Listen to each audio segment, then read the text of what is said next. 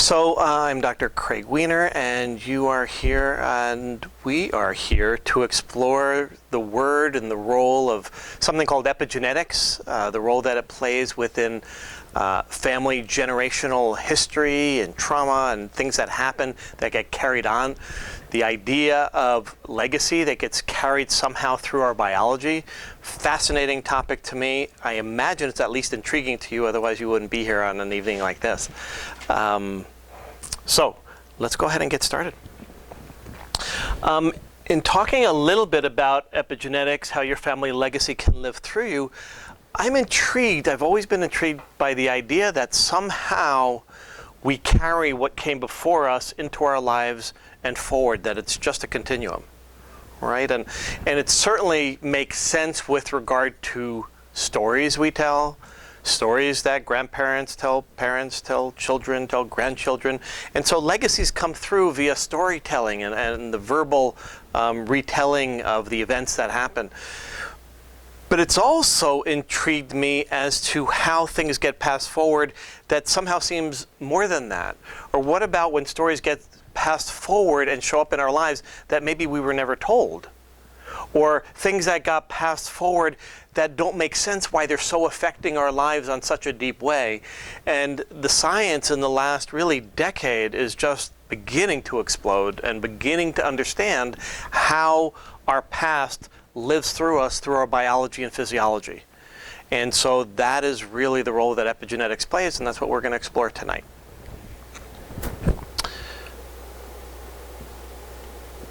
Okay. So as I was saying, it has become quite a popular topic. Even several books that Vicki put out from the library shelves that I wasn't even aware of. Time magazine, this is a few years ago now, Why Your DNA Isn't Your Destiny.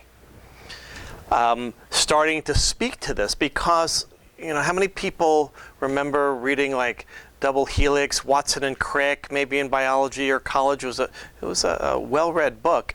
And it was a time where being able to understand and being able to explain the double helix and the way that DNA works was a true breakthrough. I mean, it was huge. Unfortunately, it kind of went too far because for a while it was felt that everything could be explained by our DNA and by our genes. And that's not true. Does it explain things? It absolutely does. But it's really only part of their exploration, part of the answer. And so as this world of epigenetics environment has started to, how our environment influences our bodies and our genes, suddenly the DNA and genes are really starting to be more like a platform, be more like a blueprint. But just like an architect draws a blueprint, how the blueprint looks isn't necessarily how the house ends up looking, right? But it does often resemble it because it's kind of the foundation step for its creation. Hi. So I'm just going to do a little bit of science at the beginning. Hi, Christina. So we're going to talk about the gene and what's called the epigenome is the real word, the epigenome, but it's kind of like the gene and the epigene to make it easy. So our DNA are the blueprints I was just talking about from 25,000 different genes that come down from our parents. And if you remember when they started to do the genome project, which was very well funded, they expected there to be a heck of a lot more than that. In fact, 25,000 genes ended up being not many more than mice genes had between humans and mice. So that was a big breakthrough of understanding of like, wait a minute, how can only 25,000 genes make all the proteins, make all the parts that heal ourselves, make all the different parts of our body? And it's because on a single gene, it can do a lot of different things, and you didn't have just like one gene for one trait, so to speak. So what do these genes do? These genes basically make the proteins of life. And when we say the proteins of life, they're the proteins. Proteins are the foundation for every part of your body.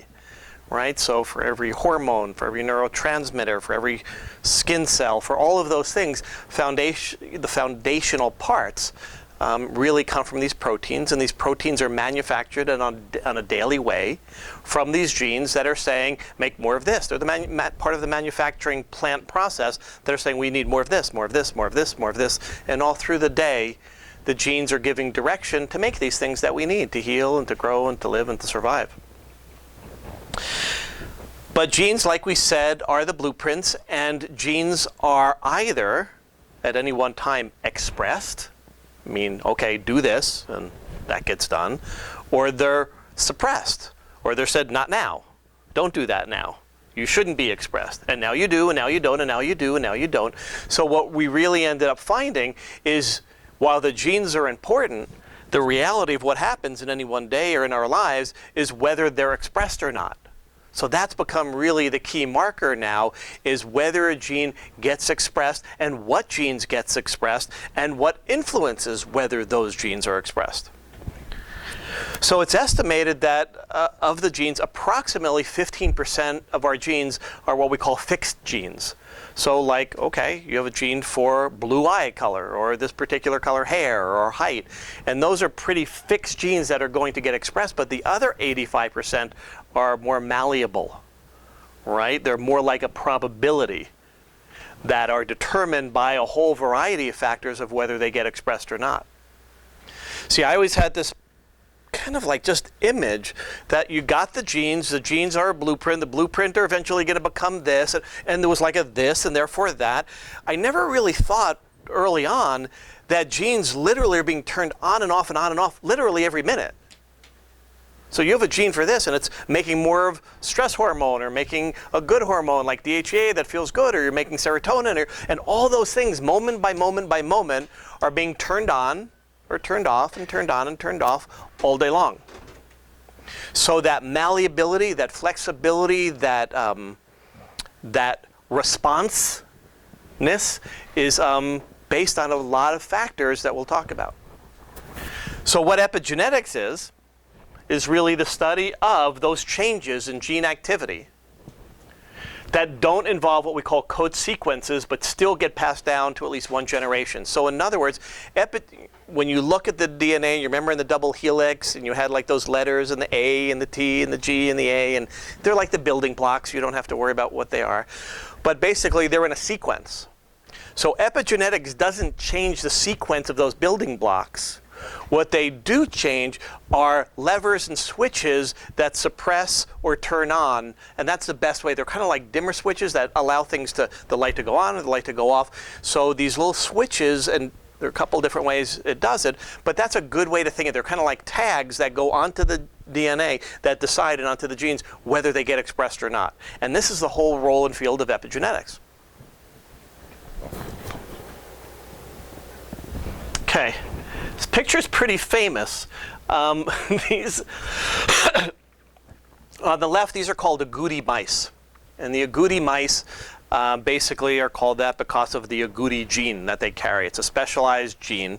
And mice that have the agouti gene have a certain quality and characteristic, as you'll notice. They're chubby, they eat a lot, they're yellow. They are very susceptible to things like diabetes and heart disease and certain chronic disease states.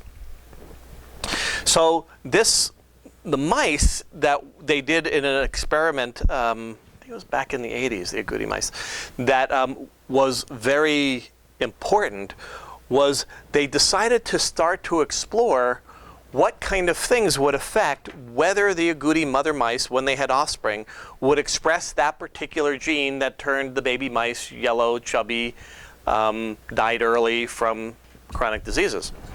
And so they started to explore, and there's something called methyl groups. It's a particular chemical, and when these methyl groups when they get locked in to the DNA, they alter it. And so what they found with these methyl groups were big in things like beets and onions and garlic. So they fed these agouti mice a different diet with these methyl groups to see if it would alter and somehow suppress that agouti gene from being expressed in the next generation. And as you could see, it did.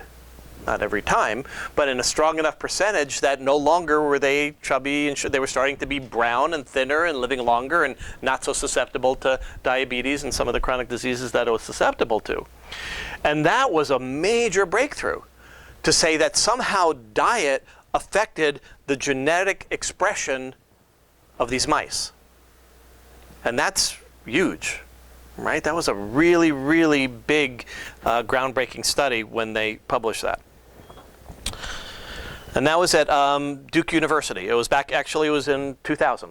Excuse me. Okay. All right. There was another big study. So these are ones, there are lots of other ones, and I named some of them just so you might be familiar with the hierarchy of how this kind of became large. So the Sweden study. And in the Sweden study, they found, it was actually a researcher in this particular part of Sweden that was exploring the village where he came from, which was a very isolated, very rural village. So it had certain parameters that they could study more easily. And this particular area, geography, had weather that really seemed to create boom and bust harvests. So they'd have a very abundant harvest one year, and then the winter would come, and then they'd really have a horrible winter as far as really not much food. And it was really feast, famine, and they documented the years of feasts and famine, etc. And what they started to look at was what happened when certain generations went through some of these alternating feasts and famines.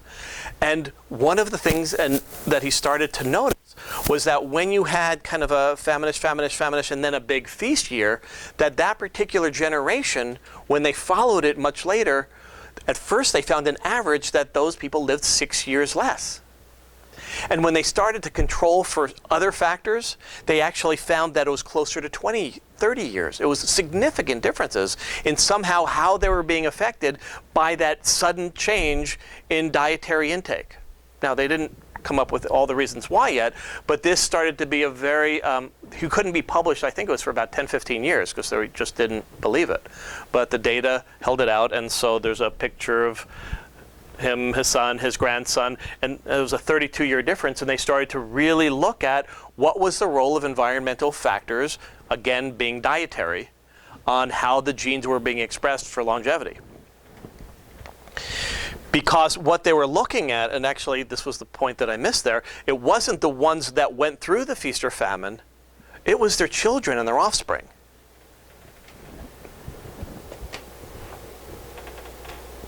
Hello.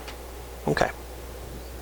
So when we start to look at some of the experiments and some of the things that studies that they've noticed this kind of connection to, with mothers. For example, one study found that pregnant women who had higher states of anxiety while they were pregnant had a higher incidence of children that had asthma.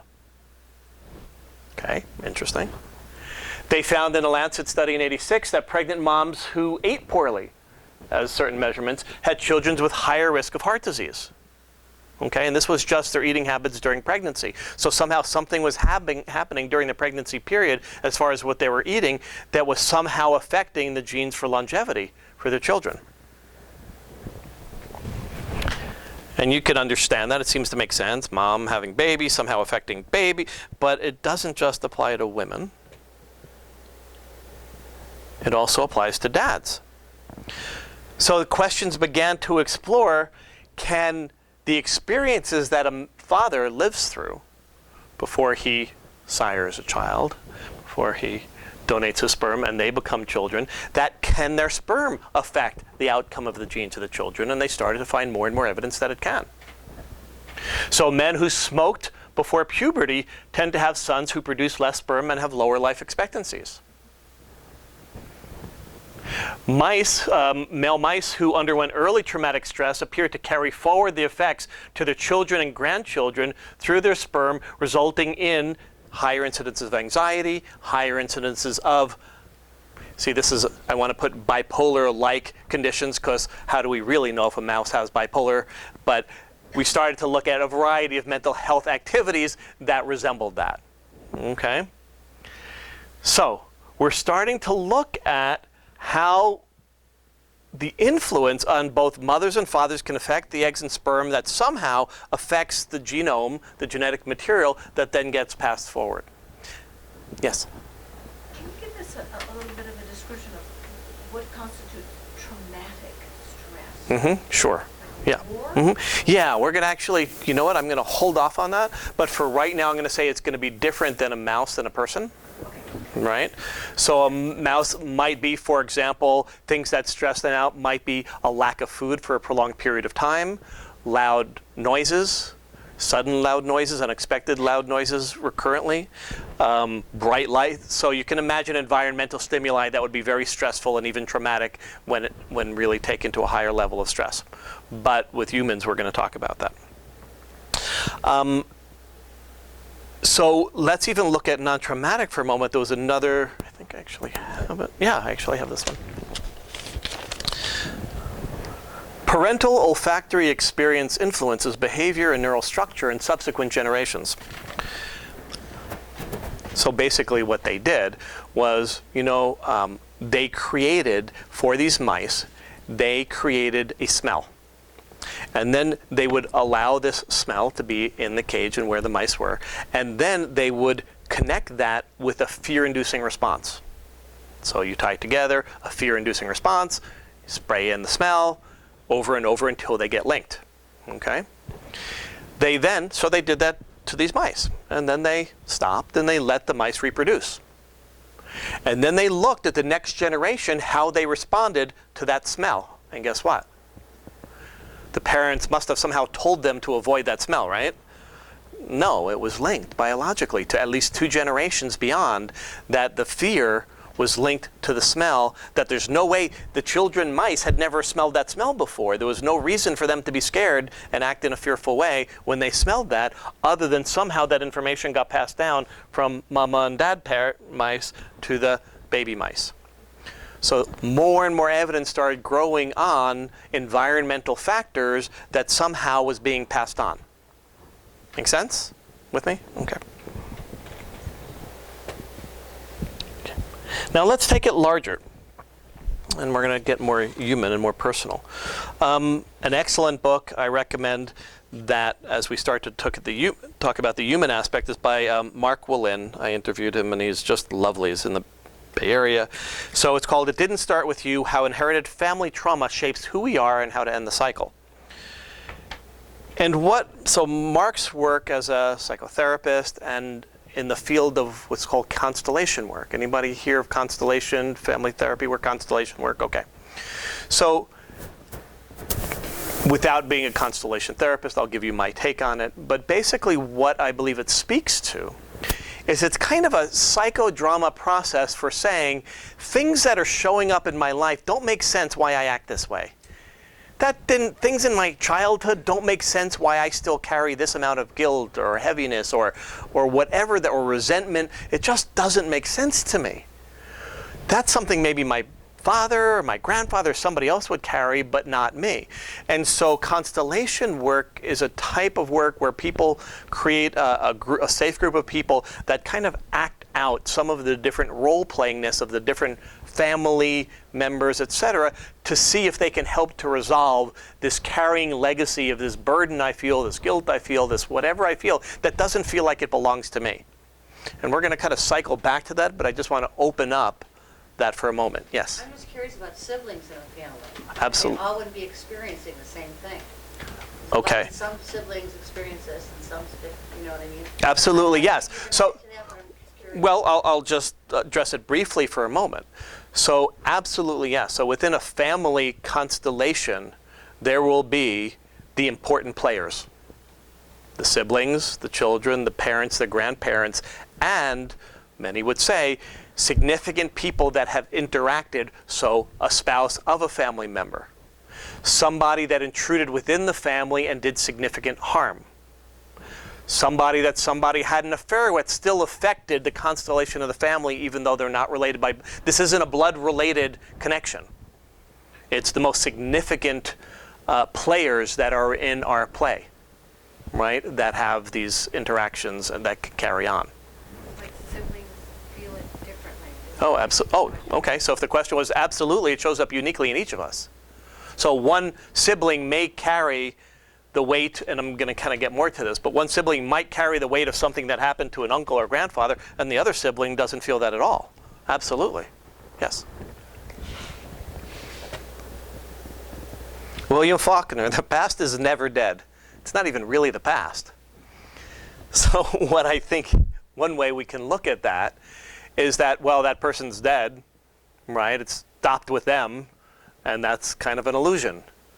Because not only do their stories get passed on, but we're going to talk about the epigenetic, physiological genetic changes that happen as a result of their living being carried down. So, dead's kind of an illusion with regard to epigenetics.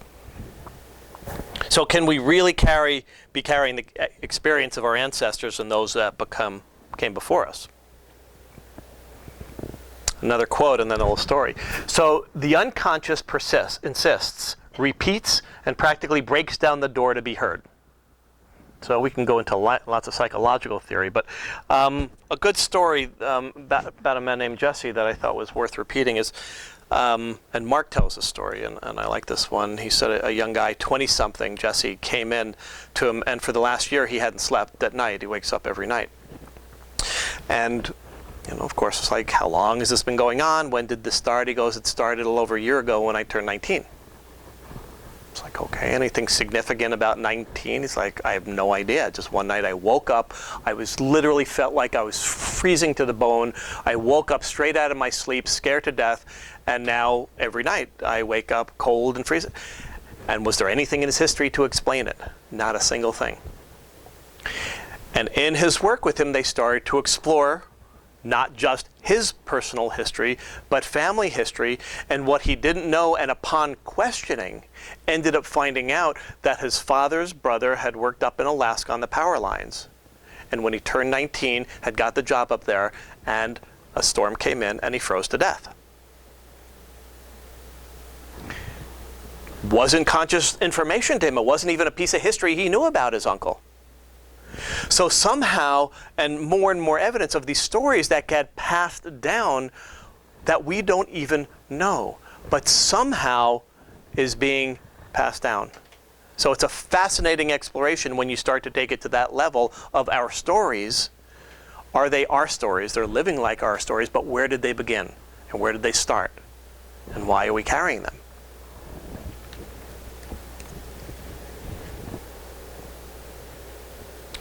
So you asked a question, what's called intergenerational trauma, the biological imprinting of events. So we already explored how food and smoking and things somehow affects the epigenetics, the epigenome, and these switches that turn on or don't turn on different genes to get them expressed or not expressed. Well, what are our circumstances in our environment, but basically get interpreted into our physiology as chemicals?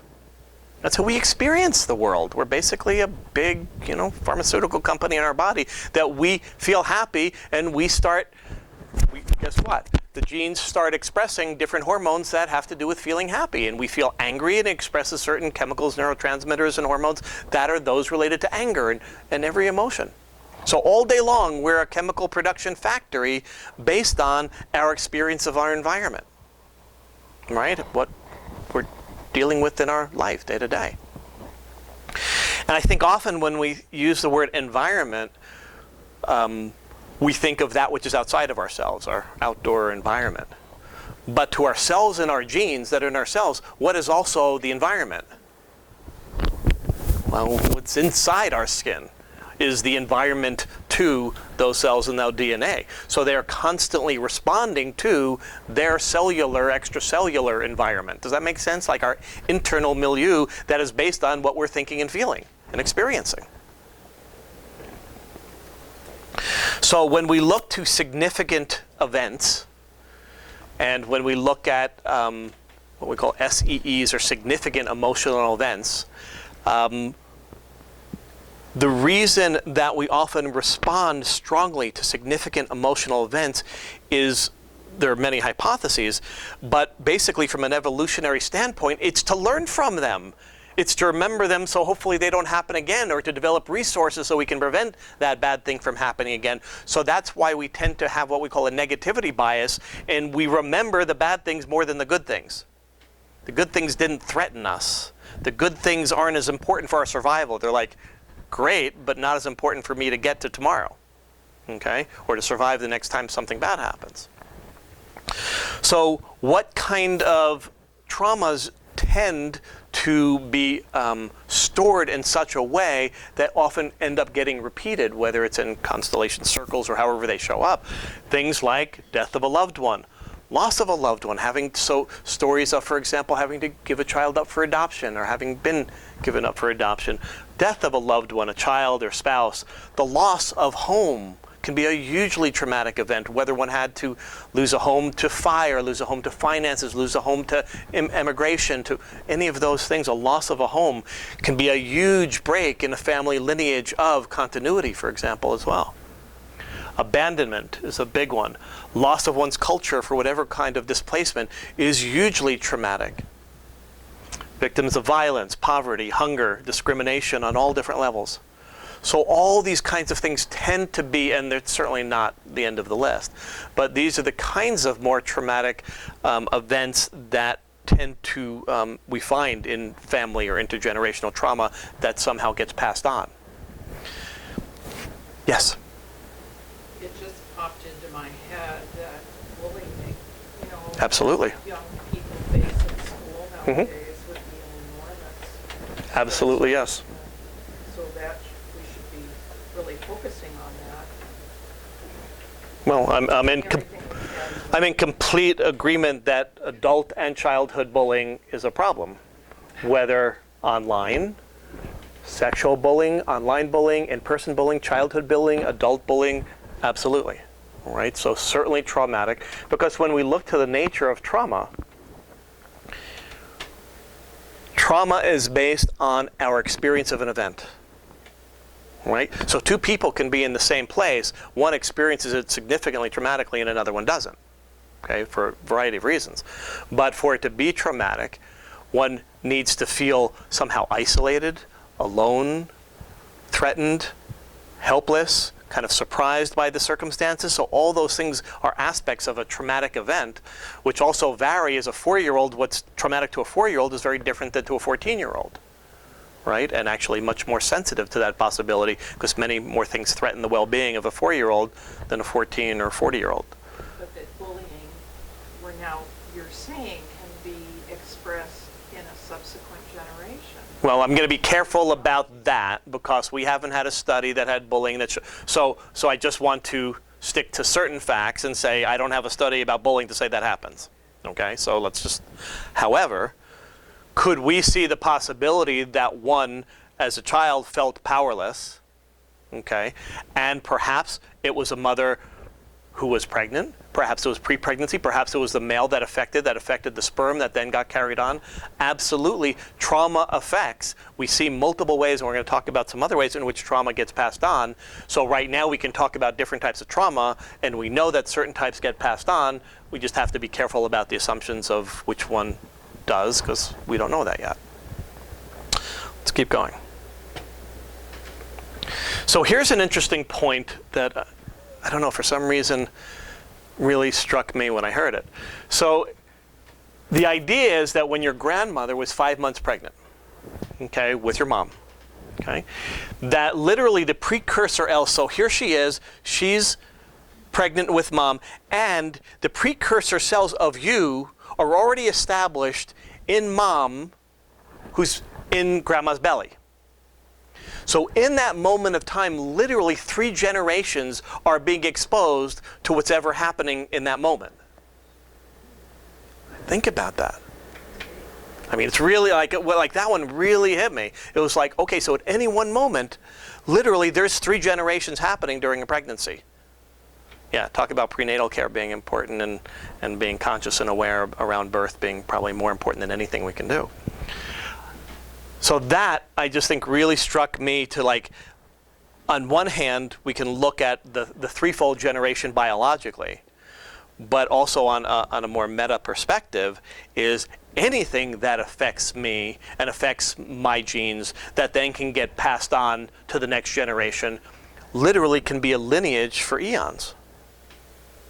So, you know, the native path, I believe it was the Hopi, but I could be wrong on that, the idea of the 7 generations is any action I take I have to think about that impact at least 7 generations, because there's free will and choice and things to heal these things. So it's not necessarily absolute, but the possibility, if I think about every action and every way that I respond and heal or don't heal, etc., to something that I've dealt with, has the potential effect for 7 generations.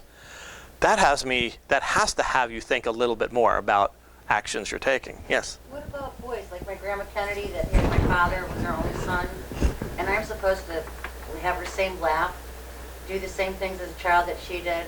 She died at 22. I mean, how does that work with her having my father, who was her only child? She died at 22.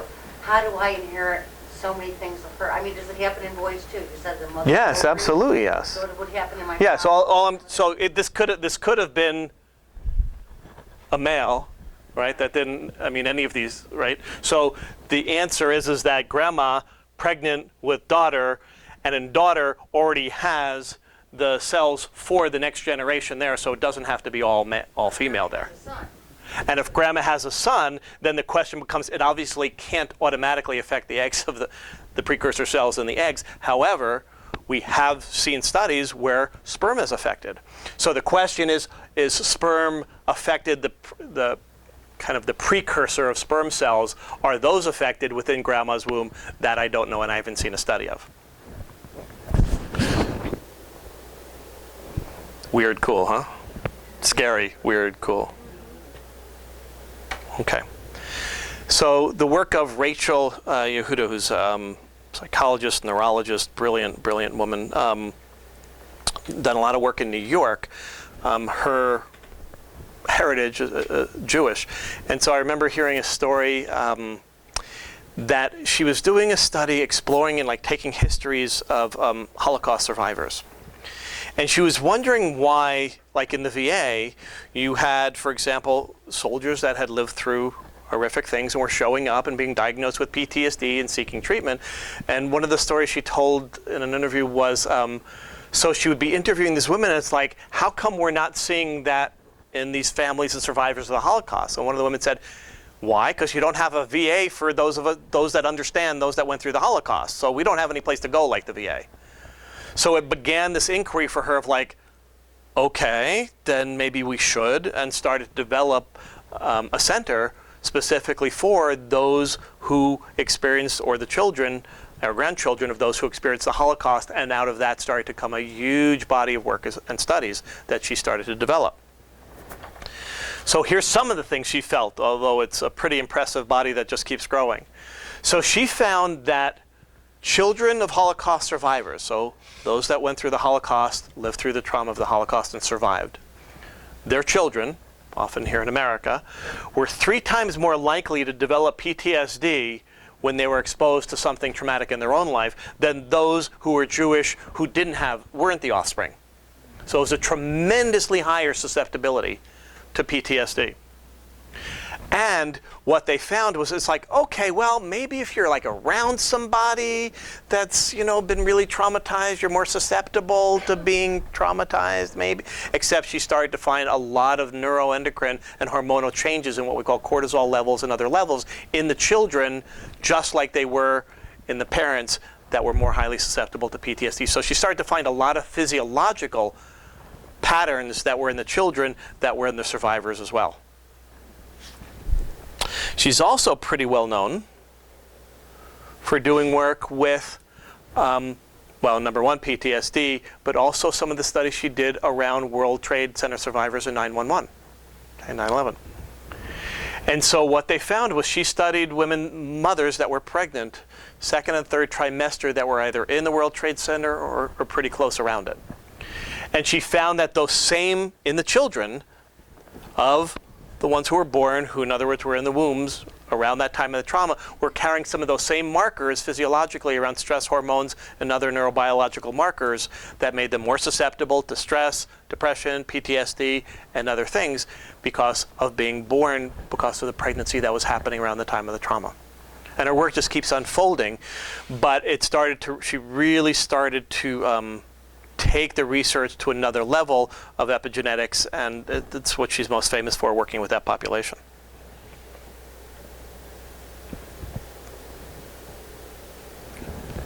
Okay. So this raises some questions for me and others. So if we look at epigenetics somehow explaining the biological and physiological way in which trauma is being carried from generation to generation, and we start to look at, we'll say, cultures that seem to not be able to get a leg up. Certainly in our country, indigenous cultures, Native American tribes, and other Aboriginal and indigenous ones that somehow that have been so traumatized for generations, and despite kind of support structures, etc., don't seem to lift themselves up by the bootstraps, so to speak. Okay? Or why certain cultures, ethnicity, etc., seem to be carrying that lineage forward. Maybe this is a biological explanation that starts to point to a biological / chemical / psychological mix that somehow begins to explain this. This is an inquiry. This is really, we're at the very beginnings of trying to understand why that is. And when we start to look at, for example, if you take it on a personal level, what is it that makes one person that was born in the ghetto, another person that was born in the ghetto, and somehow is able to raise their resilience up and get out, and the percentage that aren't?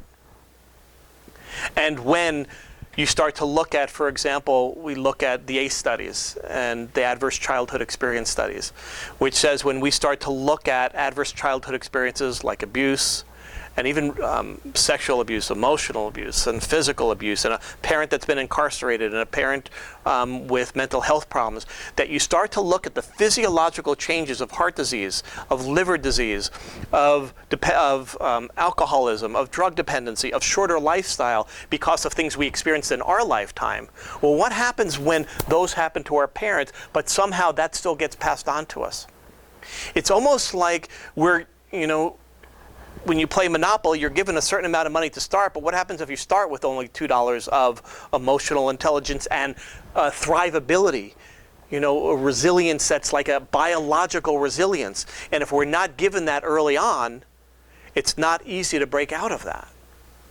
So I find that the science of epigenetics just has to enhance compassion and empathy for those that had not only a harder start in their life, but also those that they carry from before them.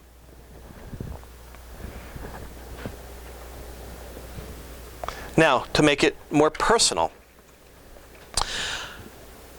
questions that might arise is like, okay, is this happening to me? Like, how do I know? Well, number one, I don't know that you know, but it's a beginning exploration. And so I took some of the questions out of Mark's book on the inquiry, and some of the questions that he proposed were, did you merge with the feelings, behaviors, or experience of a parent or caregiver? So in other words, let's just say that your parent was the victim of prejudice because of religion or ethnicity or race, okay? And they carried that angst, that anger, that resentment their whole life. Now, you were never treated poorly. You never maybe experienced that type of prejudice, but somehow it's just like a deep-seated part of you, okay? Or perhaps, for example, that somebody in your family, parent, grandparent, was the victim of a crime. Maybe somebody was mugged or murdered or something like that. And you're carrying this type of outrage your whole life that doesn't seem to come from something you've experienced.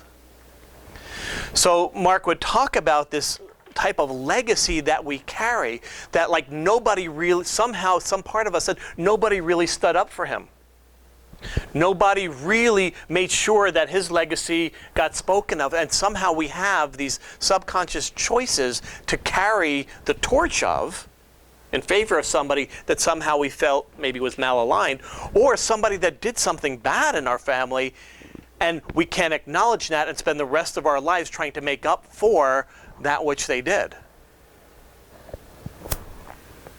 So have you judged, blamed, rejected, or completely cut yourself off from a parent or family member, in which case that cutting off, and I'm not saying that there's not, boundaries is really important in life, so I want to be really careful here. But I'm saying when we've like literally cut off and have it integrated, like there are lessons to be learned, there are choices we make, there's boundaries we make about people that could harm us or our family, emotionally, physically, etc. That I'm not saying it's not appropriate to make boundaries, but there's a way in which we cut off and kind of he which is never spoken in the family that doesn't end just because you said that or you decided that. It's almost as if we carry that. Did you experience an interruption, this is huge, with early bonding with mother? Okay, it's a huge source of family trauma when there's been, for whatever reason, a disconnection. It could be an adoption, but it also can be an emotional disconnect. Okay, so these are things on one hand that we can directly experience that involve our life, right? But also when we start to ask these stories of our parents, it's fascinating how when we hear them, sometimes we resonate with them almost like they happened to us. Have you somehow unconsciously identified with a member of your family system other than your parents? So we can carry the legacy of an aunt, of an uncle, of a grandparent, of something that perhaps was their life dream that never got completed, and our life is somehow about completing that. And so there are these ways as we start to look at deeper questions of like, what are the themes of my life? When I start to look at these questions of like, what are the things that drive my life? And I'm not even sure why I'm so driven in this direction, I just am. And when we start to explore our family histories and ask questions about these things, it's amazing how pieces of stories can come back to us. And Christina, it's hard to like not be smiling with you here. And Christine, you know, author of Storyteller, and just the power of story and just in uncovering stories is just fascinating and often leads to pieces of the puzzle that we never understood why we behaved and had certain behaviors. Okay, we start to look at relationships that were, you know, affairs in the background. It's almost like they get carried down, right? And so often in this book and others, and often in Constellation, we didn't even know about it, and then it gets told to us. It's like, you're kidding. Same thing with being passed down, these stories. So Craig, Yes. there's these anecdotal things, like I had a memoir student whose grandmother got pregnant when she was like 19, and then I can't remember, married a guy and had her mother, etc. The mother got pregnant out of wedlock at the same age. Yep. And the memoir student came to me and she said, "This is third generation because I got pregnant." You know, and it's like, and the women were ashamed of this, so they weren't telling Exactly. the next generation, but Exactly. it automatically slipped in. And finally, when my student got pregnant, her mother fessed up, and because she was so angry at her, and then said, "But of course I did the same thing." You know, so I there's so much anecdotal material once Yep. you start asking people. It's absolutely true. I think of it as the epigenetic version of Freud's compulsion to repeat the trauma. So Freud, and you know, in the work my wife and I teach in the EFT tapping world, we talk a lot about when we've lived through a trauma and we survived it, but it still tremendously impacted our mind and our body. That Freud said there is this part of ourselves that felt like it didn't want to be traumatized and didn't make it through it survived, but didn't really win. That our minds will create circumstances in our life of repeating that trauma over and over until we are successful, until we feel like we have triumphed over it. So that's very much of things I've experienced and traumas I've personally experienced, and I just watch the cycle repeat and repeat and repeat in my life until I resolve it. But this is like epigenetics speaks to that over generations and watching it repeat even often when it's not spoken. So it's just fascinating. Now, I like this about what Rachel, it was a good quote for her. She said, okay, but you know what? We're kind of speaking about the negative side of it and impacting, but there's also a flip side to this. So she said, the purpose of epigenetic changes, I think, is simply to increase the repertoire of possible responses. I don't think it's meant to damage or not damage people. It expands the range of our biological responses. And that can be a very positive thing when that's needed. I mean, who would you rather be in a war zone with? Somebody that's had previous adversity and knows how to defend themselves, or somebody that's never had to fight for anything? So what she's speaking to is that epigenetic changes aren't good or bad. right? They're helping to ensure our survival in some ways because it's trying to give us a range of responses based on the traumas and the things that and the environmental things that have happened here. So while we're focusing on kind of the more negative things that get passed down, I think it's just more interesting. We also can look at a resilience, for example, of a generation that did overcome as an immigrant and started with nothing and then succeeded. You know, maybe they left Cuba and left everything behind and came to America with nothing but their clothes on their back. And then they were able to thrive. And they were maybe even self-employed business people, and suddenly they find their child becoming self-employed business people, thriving. I mean, so we start to look at these stories that also go the other way. It's just that we're not giving nearly enough recognition for just the adversity and the traumas that people have faced. And we need to be able to work with both of those.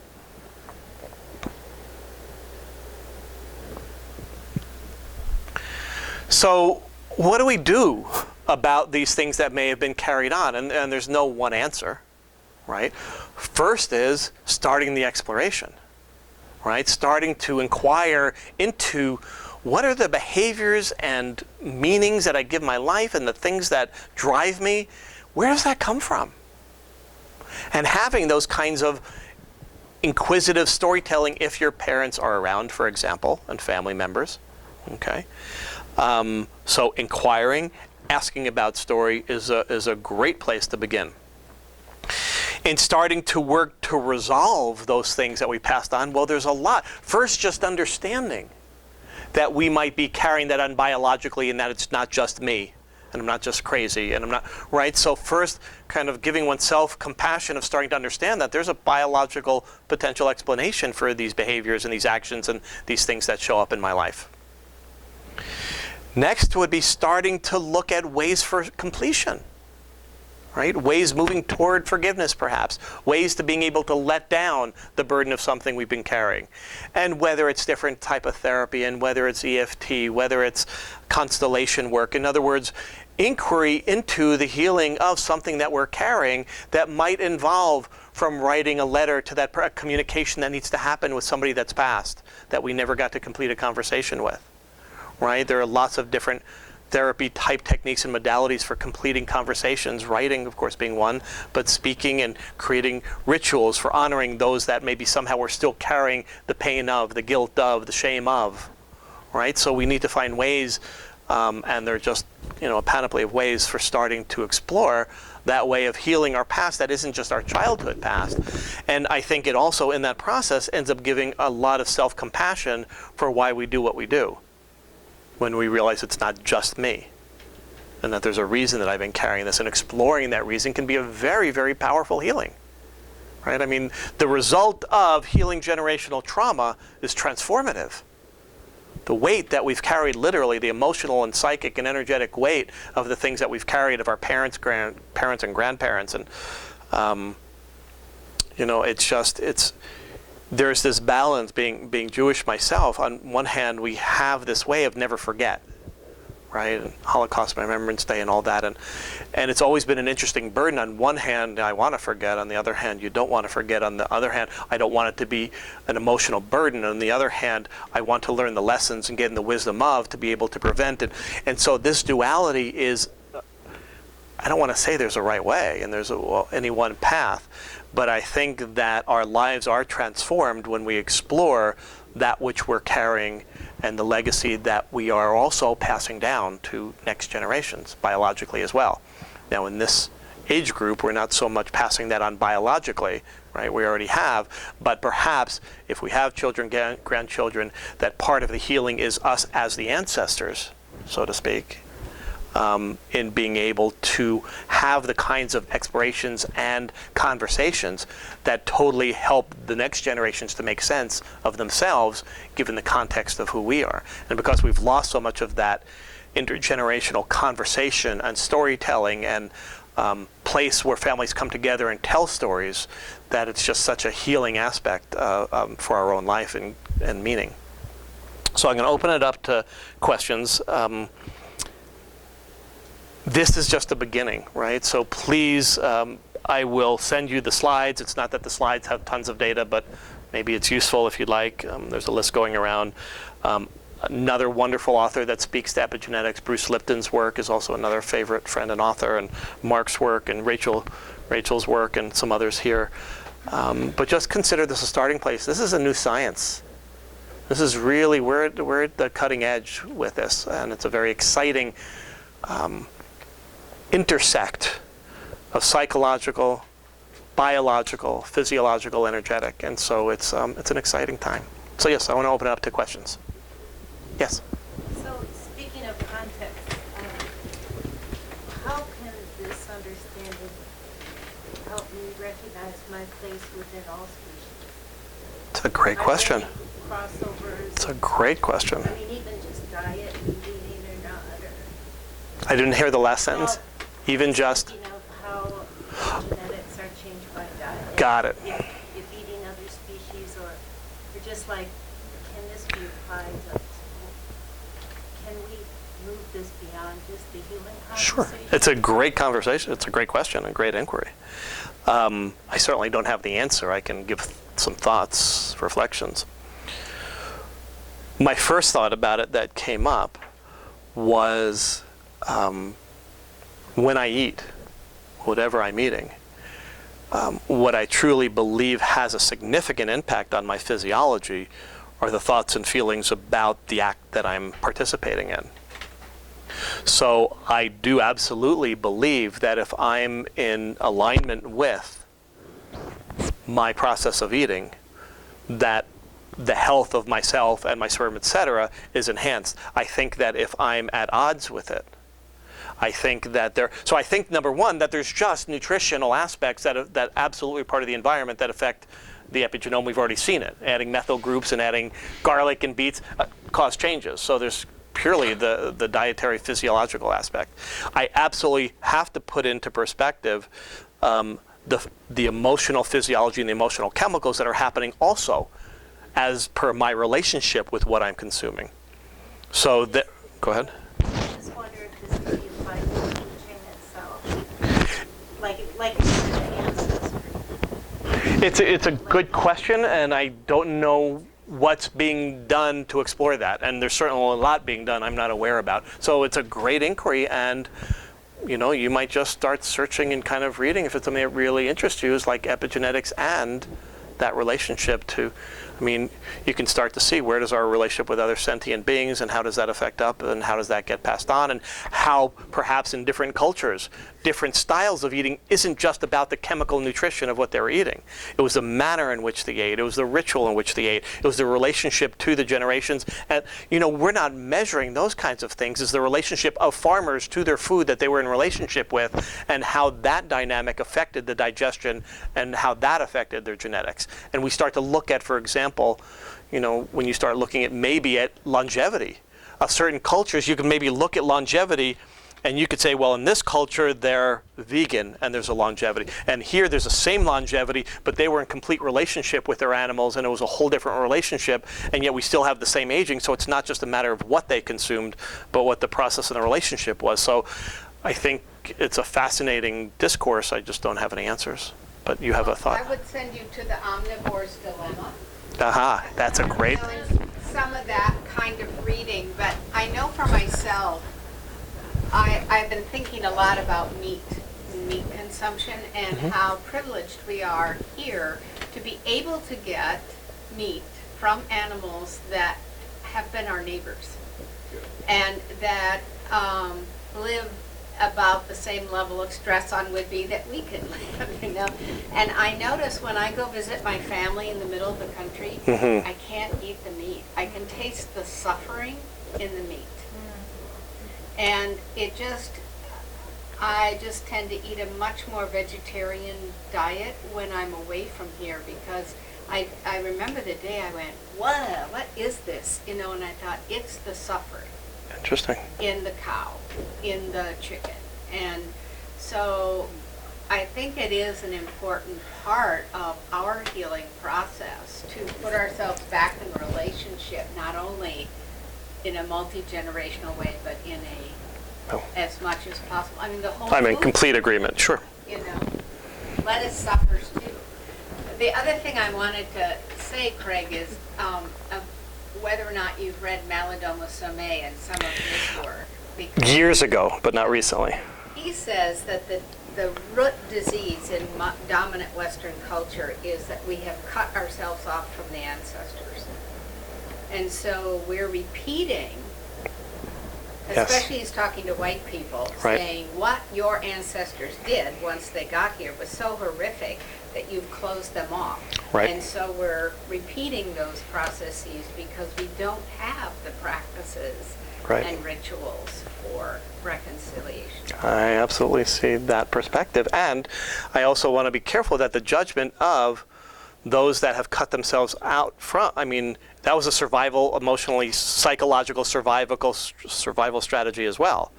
But just because we cut something off doesn't mean it isn't having lingering effects. Right. And yes, and also you start to look at the lack of generational living, right? I think has a huge impact. You know, we don't have, I mean, it just brings, I don't know how I just made this connection, but so in other words, when we have multiple generations, number one, we get to see from multiple perspectives. There is a caretaking of the lineage that then also gets passed on, that gets passed on.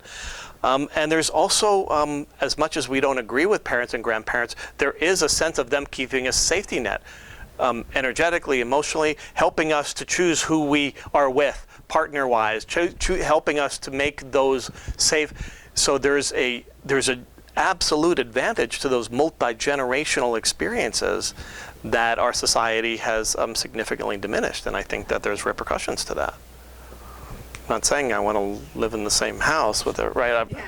So, you know, but, yeah, other questions or thoughts? Anything? Yes? A question from a slightly different Sure. perspective. My sister-in-law, when she was pregnant, my nephew had a kidney infection, a very serious kidney problem. Okay. And she swears, she said, well, I felt something happen to the fetus when I was taking the medication for it, Okay. this condition. And my nephew was bipolar. Okay. And I wonder, that's a slightly different frame. Well, a medication she took when she was pregnant that affected I don't see there being any problem with that hypothesis. I mean, many different. Now, I can't say I don't know that medication and I don't know its relationship to bipolar. Can't separate out what she's feeling and thinking about it from the actual physiological, Sure. biological change Exactly, and yes. injury. Like Right. you can put a piece of bread in front of someone who says they're gluten intolerant, and their body starts to react in a way that substance is harming them already without ingesting it. And maybe you even told them it was and it wasn't, and they still had the same reaction because they believe it will. So a lot of different layers of interaction of which it's difficult to study and explore each one, but a fascinating one that we have to explore further. Yeah. Hi. That's okay, we're finishing. I know, I can't wait to hear afterwards. Okay, yes. Greg, it would seem to make sense to me that at whatever age we are, Yes. if we begin to make the choices to eat well and eat local and exercise and get our mind, body, spirit back into a higher level, that we should be able to turn back on some of these anti-aging Yes. genes, memory genes, Absolutely, yes. muscle genes, bone genes, etc., to rebuild our health in our bodies. Absolutely, and we know, even cells that we said never could do that, like in the brain, neuroplasticity shows there's no stopping place at which we can't have some. Now, who's to say how far back we can go? Who's to say when tissues hit a certain level, what kind of resilience any tissue has? Those are all questions that I don't put a limit on anybody, and why? Like, how is it going to harm me to eat better, eat healthier, live in a way that's more aligned with my body, mind, spirit, belief, all of those things, even if it doesn't make me live 3 years longer or 5 years or whatever. So I think it's the direction we should all be moving in, is toward joy and alignment with our values and all of that, sure. We should be able to turn back on some things that may have, during part periods of our life, been Turned off? or not. Sure. Yeah, and so, so we're also looking, when we look at one of the things that they're measuring more and more for a measure of our longevity, right, are what are called telomeres. And the telomeres are like the end caps at the end of genes. So think of it as kind of an eraser at the end of a pencil.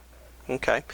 Now, what they haven't found in any studies is as that pencil eraser gets to a nub, can we they haven't found anything yet that I'm aware of, can we regrow telomeres? So what we're trying to do is slow down that process of eraser nub wearing down. Some have explored. A teacher of mine once said the greatest way to keep for longevity is to experience novelty. Right? In other words, that the ways that telomere wear down is by doing the same thing over and over and over and over and over without change, without new exploration, which matches a lot of the brain science as far as we keep our brains younger by learning new things, by making new connections, by continuing. So novelty, I want to be careful, it can be a trite word, but novelty is a newness, and a novelty is experiencing newly rather than feeling the same way and doing the same things over and over.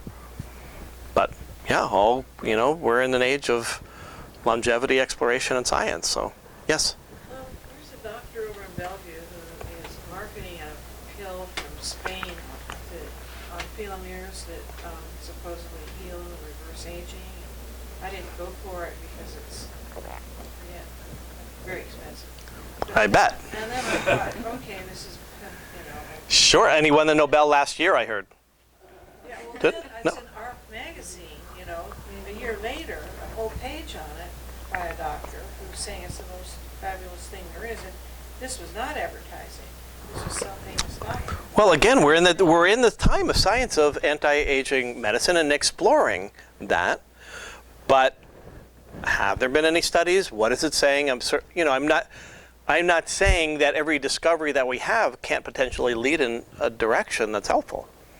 Am I skeptical? Yes, but skeptical isn't saying no. It's just saying, okay, I certainly need more information before. I just would think it'd be an art, Well, really? You don't think it would be an ARP?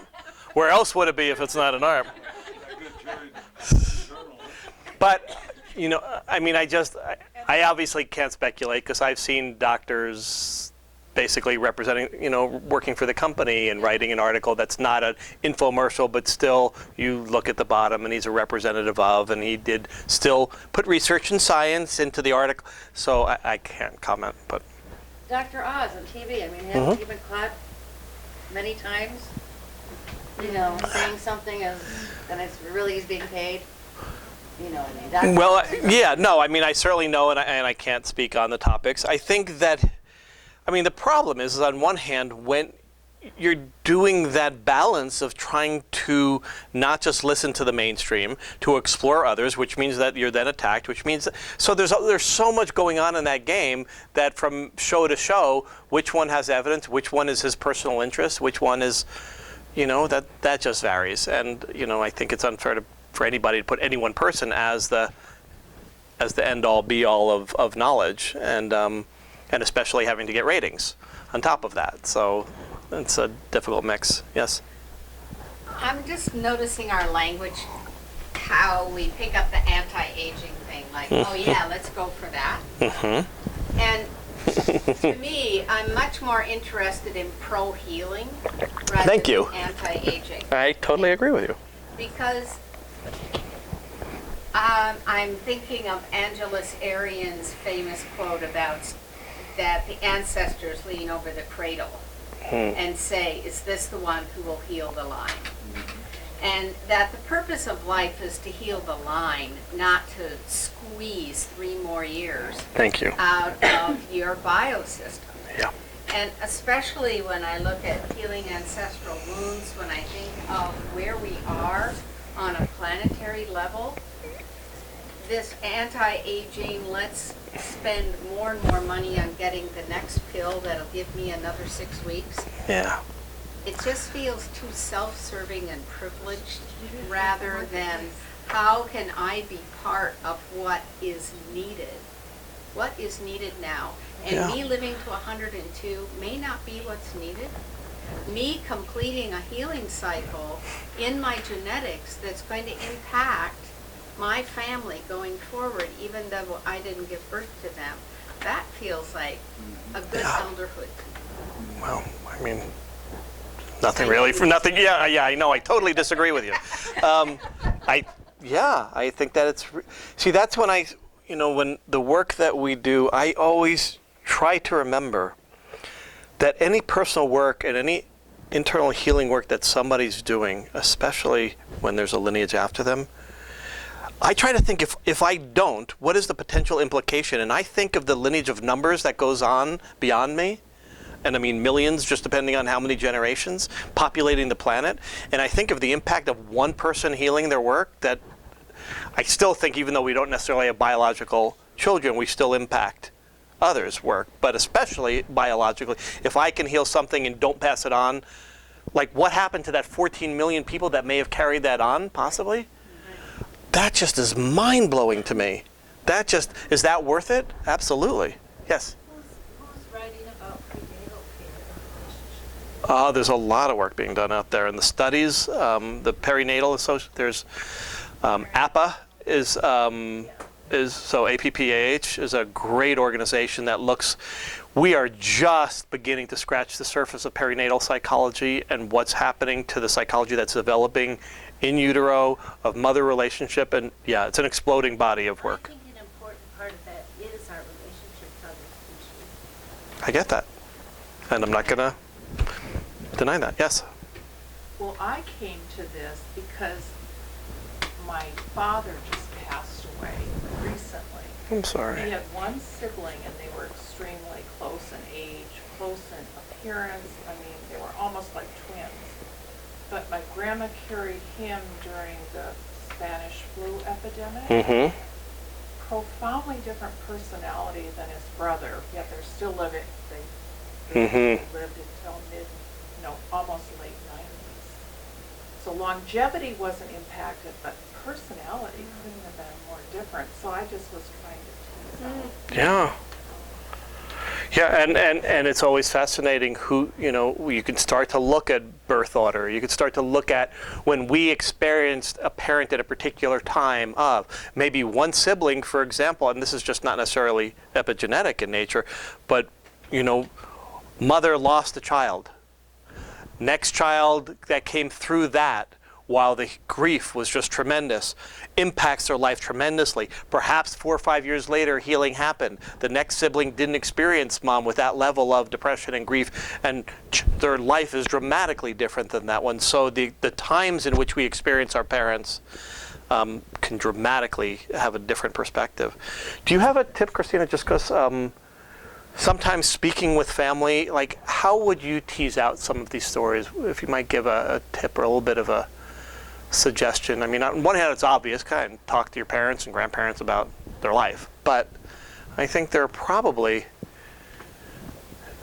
I know I put you on the spot, and if you don't have any. I mean, are you talking about like orally around the Yes. table? Yeah. Or creating, it may not be around the table. It might actually mean creating a space that's not around the table and outside, that somehow changes the circumstances, that allows for a different revisiting of the past. Or Well, I think there's a lot of tools that are online right now. There's a tool called 36 Questions that was developed by a team of psychologists to build relationship and intimacy, and they started doing it with young people who didn't know each other at all and working through that, and out of that something like 40% of them ended up marrying because of how they slowly revealed themselves to one another and what those questions were. So that's an interesting tool. I carry it around in the glove box of the car, and my partner and I just pull a question out when we're driving and play with it, even though we've been together 25 years. lovely. So there's that tool. There are a lot of family lineage question games that are out there that can be played multi-generationally at family holidays to begin that conversation. The reason I came tonight is I'm writing a novel that's based in the valley where my father grew up in Montana. And I know I'm pulling off of this stuff because of who's streaming through me. But he and I are in this I'll show him 3 pages of my book, and it's a 2.5-hour story that begins to spin off him. So I think just beginning to be really interested and saying, I'm trying to capture this, and That's great. so what do you want me to know about it? It's great. You know, Yeah. and I think too, just what do you wish people were still doing about family? What do you wish your grandchildren or great-grandchildren would understand about the community you came from, or the family, or the religion? Because so much of that's getting torn and broken. To go back and ask. And what about the flip side? Like speaking to children and grandchildren that aren't at the age in which that inquiry kind of is moving them? I mean, we get to an age in which we want to hear those stories, and there are other ages in which, Oh yeah, please. whatever. And yet, there are people or times when you'll find them like enthralled with the storytelling. So there's also an art, I think, at a certain level here of how do we engage in such a way that elicits their curiosity, or a way that we tell the story. It's just an interesting inquiry. Well, the inquiry I'm in with my 12-year-old grandson is, where does this come from? Perfect. So he's got his little phone and he goes out on YouTube, and it's like, for him, YouTube is like the stars. It's always been there, Right.